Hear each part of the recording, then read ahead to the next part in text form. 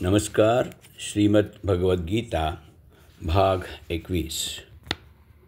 कर्म हे नित्य, नैमित्तिक आणि निषिद्ध असं 3 प्रकारचं असू शकतं. उदाहरण द्यायचं तर शिक्षक रोज शिकवतो ते त्याचं नित्यकर्म आहे.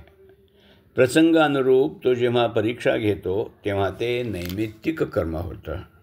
याशिवाय जेव्हा वाईट हेतूनं तो काम करतो, जसे की पैसे घेऊन कोणाला पास करतो, तेव्हा अशा कामाला निषिद्ध कर्म असं म्हटलं जातं. गीतेत अशा विपरीत कर्मांना विकर्म असं नाव दिलेलं आहे. आपण पत्करलेल्या कामाला, उदाहरणार्थ सैनिकानं करायचं युद्ध, कर्तव्य कर्म किंवा विहित कर्म असं नाव आहे. योग शब्दाचेही अनेक अर्थ होऊ शकतात. सामान्यतः आपल्याला योग म्हणताच आसनं, प्राणायाम, ध्यान, समाधी इत्यादी आठवतात. हे सगळे पातंजल योगाचे घटक आहेत. गीतेत योग हा कर्मसु कौशलम असं सांगून कर्म करण्याची विशेष युक्ती म्हणजे योग अशी व्याख्या केली आहे. कर्मयोग संकल्पनेत योग शब्दाचा अर्थ हाच असतो हे ध्यानात ठेवलं पाहिजे. तसंच यश किंवा अपयश दोन्हीच्या बाबतीत बुद्धी सम ठेवणं यालाही योग म्हणतात. हे आपण यापूर्वीच्या प्रकरणात पाहिलं आहे. म्हणजेच कर्मयोग या शब्दात फलाची अपेक्षा न ठेवणं हा अर्थही अंतर्भूत असतो. गीतेच्या 9व्या अध्यायात योगक्षेम या शब्दामध्ये योग म्हणजे प्राप्त न झालेल्या वस्तू मिळवणं असा अर्थ आहे. श्रीकृष्णांच्या अनेक ठिकाणी वापरलेल्या योगेश्वर या विशेषणात योग म्हणजे ईश्वराचे अद्भुत सामर्थ्य असाही अर्थ समजला जातो. कर्माचा लेप म्हणजे दोष कसा लागतो हे समजण्यासाठी कर्मविपाक म्हणजे कर्माचे परिणाम ही संकल्पना समजून घेतली पाहिजे.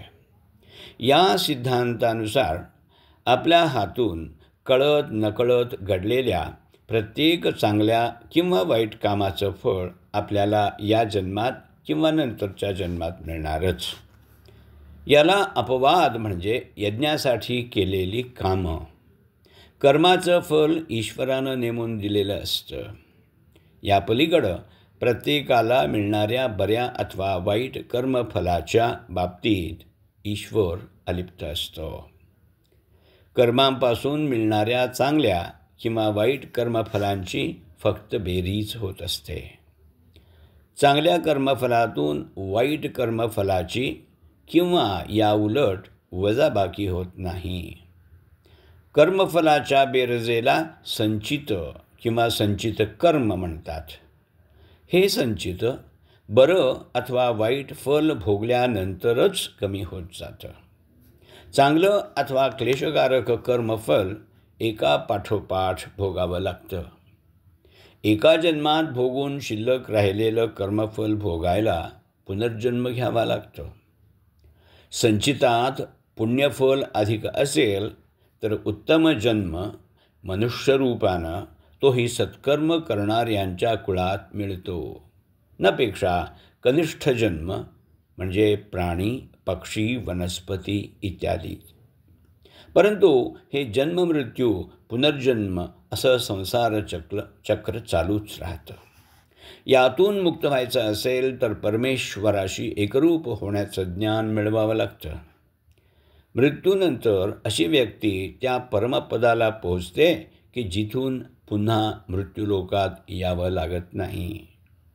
असं ज्ञान मिळवण्याचे मुख्यतः 2 मार्ग सांगितलेले आहेत.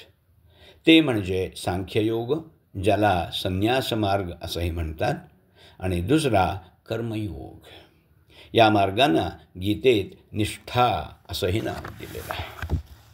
पहिला सांख्ययोग हा निवृत्ती मार्ग आहे, ज्याच्यात ती व्यक्ती शरीर धारणेसाठी आवश्यक कर्म तेवढीच करते आणि बाकीच्या वेळात परमेश्वराचं ध्यान करत त्याच्याशी एकरूप होण्याची समाधी साधना करते. आणि दुसरा प्रवृत्ती मार्ग म्हणजे कर्मयोग, ज्याच्यामध्ये कर्म आजन्म म्हणजे व्यक्तीला परमेश्वराचं ज्ञान झाल्यानंतरसुद्धा चालू ठेवले जातात. पण कर्मांचा लेप लागू नये म्हणून काही विशेष उपाय सांगितलेले आहेत. क्रमशः लेखन डॉक्टर विजय पांडुरंग जायले, वाचन डॉक्टर अमृत राघवेंद्र यार्ती.